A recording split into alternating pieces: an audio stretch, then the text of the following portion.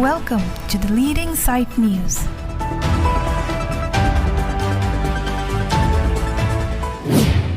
পাৰ্টিৰ লগত আমি আজি বন্দী কৰিছোঁ তাৰ মানে আমি একেলগে কাম কৰিম। আমি দেখিলোঁ বিজেপি, কংগ্ৰেছ, বিভিন্ন দল, এজিপি এইবিলাকক দেখিলোঁ, কিন্তু আদিবাসীৰ কাৰণে একো নকৰিলে। আনকি আমাক যিটো ST দিব লাগে তাৰ পৰিৱৰ্তে আমাক বিজেপিয়ে ঠগাই আছে, কংগ্ৰেছেও ঠগালে। সেইকাৰণে আমি এতিয়া ৰিজনেল পাৰ্টিক, লোকেল পাৰ্টিক আমি ছাপোৰ্ট দিম, আদিবাসীসকলে। আৰু আমাৰ যি পাবলগীয়া প্ৰাপ্যখিনি তেওঁলোকে পূৰণ কৰিবৰ কাৰণে তেখেতসকলক অনুৰোধ জনাইছোঁ আৰু নিশ্চয় পাম বুলি আশা ৰাখিছোঁ আমি। আৰু এদিন নিশ্চয় যদি আমি এই দলটোক আমি যদি শিকাব পাৰোঁ বা কিবা কামত ব্যৱহাৰ কৰিব পাৰোঁ, নিশ্চয় একদিন আমি ছাকচেছ হ'ম। সংগঠনৰ ফালৰ পৰা আপোনালোকে ছাপোৰ্ট দিব? আমি আদিবাসী সুৰক্ষা সমিতি নন পলিটিকেল পাৰ্টি হয়, আৰু এতিয়া আমি তেওঁলোকক ডিষ্ট্ৰিক্ট কমিটি ডিষ্ট্ৰিক্ট কমিটি আমি মানে এতিয়া APL LP ছাপোৰ্ট দিছোঁ। আৰু এইবাৰ তেওঁলোককে ইলেকশ্যনত আমি শিকাবলৈ চেষ্টা কৰিম আৰু আমাৰ প্ৰাপ্যখিনি পাবৰ কাৰণে চেষ্টা কৰিম। আপোনালোকে যোগদান কৰিছে যে আহি থকা সময়ত নে আজিৰ পৰা যোগদান কৰিব? আজিৰ পৰা দেখিলোঁ, ষ্টাডি কৰিলোঁ গোটেইখিনি, তাৰপিছতে দেখিলোঁ আমি একোৱেই নাপাওঁ।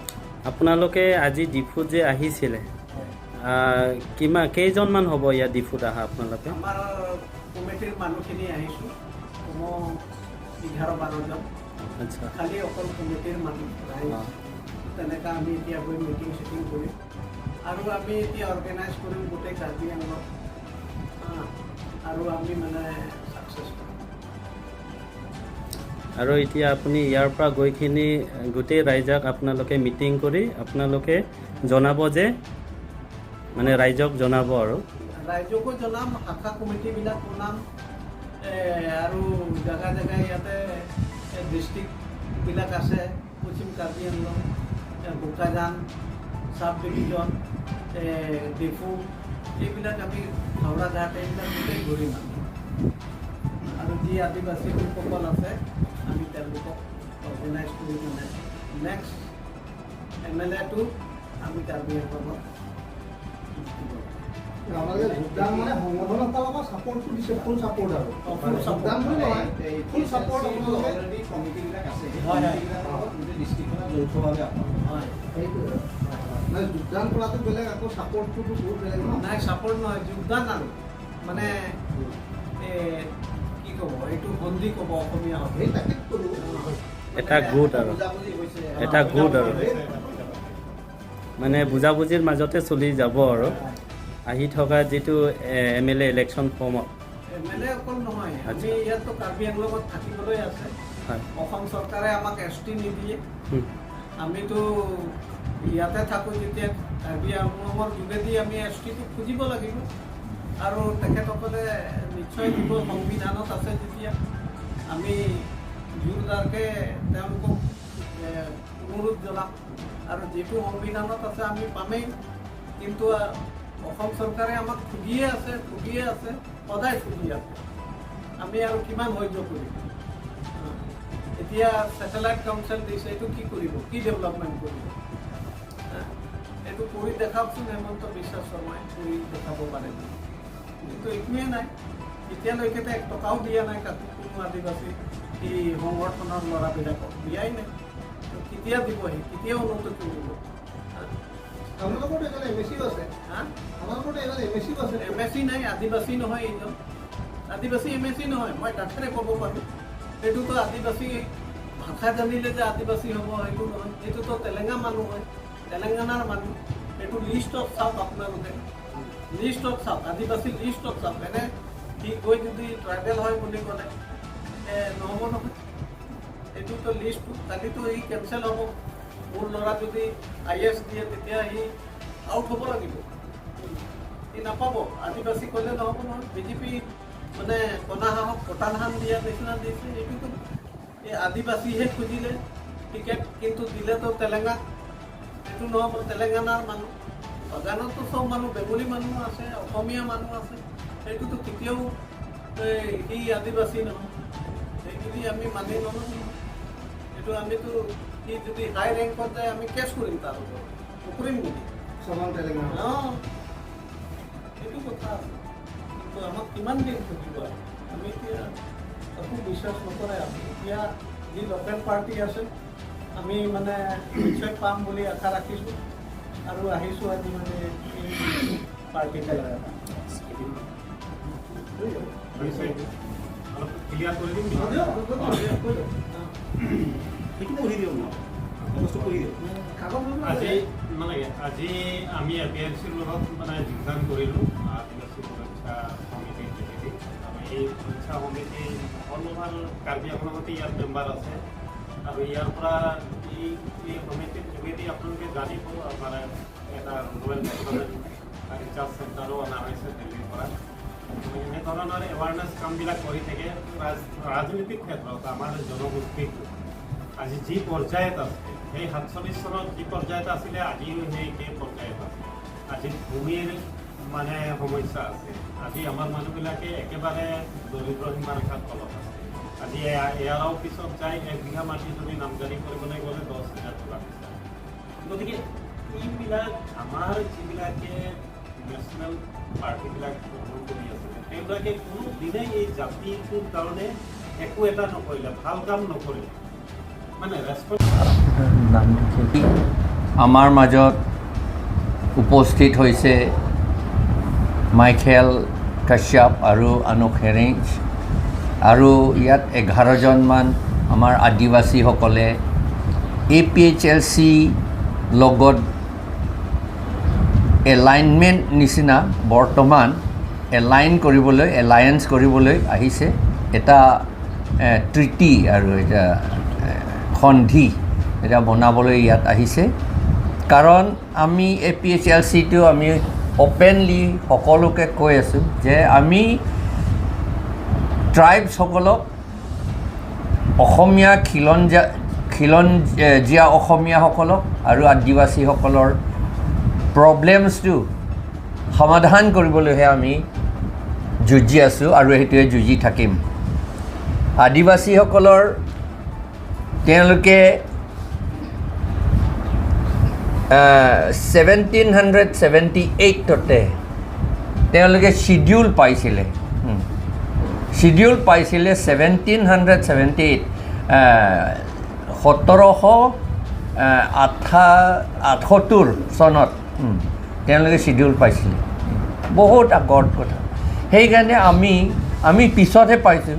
সেইকাৰণে তেওঁলোকক আমি এইটো আমাৰ মাজত জইন কৰিব নালাগে বুলিতো এইটো এটা কেৰেক্টাৰটো বেয়া বুলিহে ক'ব লাগিব। এনেকুৱা যদি আমি কওঁ, নহয় জানো? সেইকাৰণে ভাল কথা নহয়। সেইকাৰণে আমি কৈছোঁ যে তেওঁলোকে আমাৰ লগত থাকিব লাগে। এণ্ড মোৰ অভাৰ তেওঁলোকে 1836 চনতে আহিছিল হ'বলৈ আছামলৈ। বহুত আগৰ কথা। 6th শিডিউলটো 1951তহে হৈছে। সেইকাৰণে আমি কৈছোঁ যে they have got the right to stay এইটো বুলি। আৰু যিটো তেওঁলোকে এতিয়া বিচাৰি আছে শিডিউল ট্ৰাইব ষ্টেটাছ, সেইটো আমি ফাইট কৰিম, এছেম্বলিত ফাইট কৰিম। আমি যদি এতিয়াতো 6জন MLA হ'ব, 6জন MLA যদি আমি জিকোঁ বা 6জন নহ'লে এজন হ'লেও আমি ফাইট কৰিম। আৰু আমি এখেতসকলৰ সহায় লৈ আমাৰ ইউনাইটেড হৈ, সহায় বুলিও নহয়, এইটো ইউনাইটেড হৈ আদিবাসী খিলঞ্জীয়া অসমীয়া ট্ৰাইবছসকলৰ যিমান আছে চব ইউনাইটেড হ'লে আমি আমাৰ এই নৰ্থ ইষ্টৰ ভালৰ কাৰণে আমি কাম কৰিব পাৰিম। এইটো বুলি আমি আশা কৰিছোঁ আৰু এইটোৱে কৰিম। সেইকাৰণতে আমি যেতিয়া আমাক মাতিছিলে, ইণ্ডিয়া ব্লকত আমাক মাতিছিলে, আমাৰ লুৰিণজ্যোতি গগৈ ডাঙৰীয়া আৰু অখিল গগৈ ডাঙৰীয়াসকলে ইয়ালৈ আহিছিল, আৰু জগদীশ ভূঞা এখেতসকলে আমাৰ লগত কথা পাতি আমি একেলগে কাম কৰিলোঁ আৰু এতিয়াও কৰি থাকিম। 15টা ৰিজনেল পাৰ্টিজ অসমত আছে এই 15টা ৰিজনেল পাৰ্টি আমি একগোট হৈ পেলাই এই ইলেকশ্যন এছেম্বলি ইলেকশ্যনো আকৌ খেলা বুলি মই সেই শব্দটো ব্যৱহাৰ কৰিব ইচ্ছা নাই এইটো চিৰিয়াছ কথা এইটো খেলোৱা কাৰবাৰ নহয় এইটো সেইকাৰণে আমি ইলেকশ্যনটো কৰিম বুলিহে ক'ম আমি ইলেকশ্যন কৰিম কাৰণ ইলেকশ্যন নিজিকিলেতো গণতন্ত্ৰৰ দেশ আমি একো কাম কৰিব নোৱাৰোঁ সেইকাৰণে ইলেকশ্যন কণ্টেষ্ট কৰিবলগীয়া হয় এনেই ইচ্ছা নাই আমাৰ কণ্টেষ্ট কৰিবলৈ কিন্তু ৰাইজৰ কাম কৰিব খোজোঁ যেতিয়া ইলেকশ্যন কণ্টেষ্ট কৰিবলগীয়া হয় জিকিবলগীয়া হয় এইটোৱে কথা সেইকাৰণে মই আজিতো এখেতসকলক আদিবাসীসকলক আমি ফৰ্মেলি আমি ৱেলকাম কৰিছোঁ আগৰ পৰা তেওঁলোকে আমাৰ লগতে আছে তথাপি এতিয়া ফৰ্মেলি ৱেলকাম কৰিছোঁ তেওঁলোকে ফৰ্মেলি আহিছে আৰু আমি একেলগে প্ৰগ্ৰামছবিলাক কৰি থাকিম ধন্যবাদ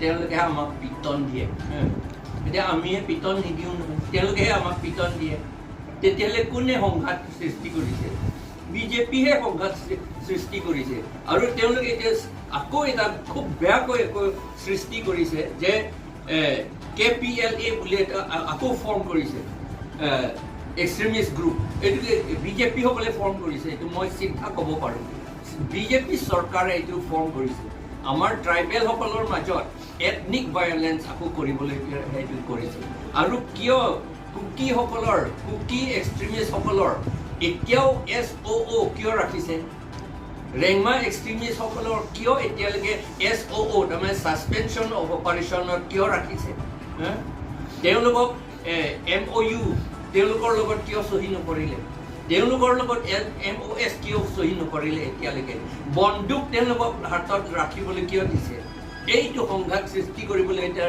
সেইকাৰণে সংঘাত সৃষ্টি কৰাত তেওঁলোকক ব্যৱহাৰ কৰিবলৈহে কৰিছে সেইকাৰণে I request the government that they should তেওঁলোকে এই কুকি এক্সট্ৰিমিষ্টসকলৰ লগত ৰেংমা এক্সট্ৰিমিষ্টসকলৰ লগত আৰু কোনোবা যদি আকৌ এক্সট্ৰিমিষ্ট থাকে তেওঁলোকৰ লগত সোনকালে MOS চহী কৰিব লাগে সেই সংঘাত সৃষ্টি কৰাটো আমাৰ APHLC একেবাৰে ভাল নাপাওঁ আমি ডেমক্ৰেটিকেলিহে আমি ষ্ট্ৰাগল কৰোঁ আৰু যিটো সেই বিজেপিসকলে কৈছে আচলতে তেওঁলোকে নিজে কৰা কথাহে কৈছে আমি কি কথা নহয় জানো আমাৰ লগত বন্দুক নাই একো নাই মোৰ গাড়ীত মাৰিছিলে এইটো আমাৰ মানুহ মাৰা নাই তেওঁলোকে কোনোবা মানুহে মাৰিছে বন্দুকেৰে তথাপি ঈশ্বৰ আছে আমাৰ লগত ঈশ্বৰে আমাক বচাই দিয়ে মানে APHLC যিটো